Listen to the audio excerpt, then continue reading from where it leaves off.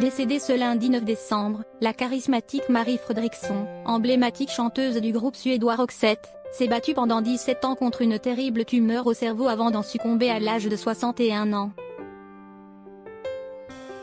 La mythique voix du non moins mythique groupe suédois Roxette s'est éteinte ce 9 décembre.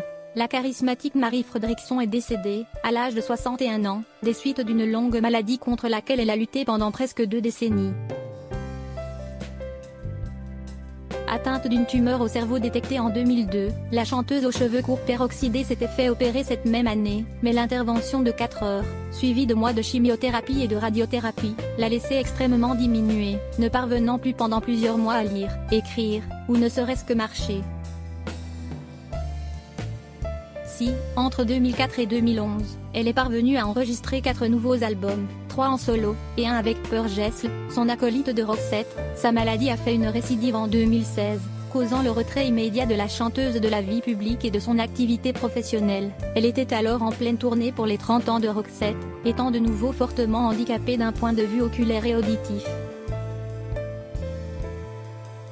Elle écrira sur le site du groupe au moment de ce retrait, qu'elle espérait encore éphémère à l'époque, la balade sur la route est maintenant terminée. Mais nous nous sommes bien amusés, non? Elle ne savait pas encore que ces mots seraient presque son épitaphe.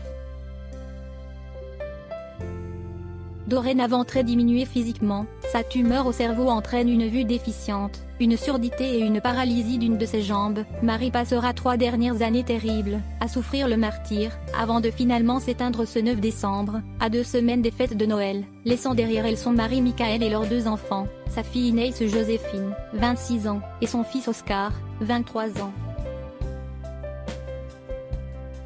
Celle qui laisse aussi une œuvre conséquente avec des titres aussi inoubliables que It Must Have Been Love, chanson emblématique du film Pretty Woman, ou encore The Look and Listen to Your Heart, fredonnera encore longtemps dans les oreilles de ses nombreux fans.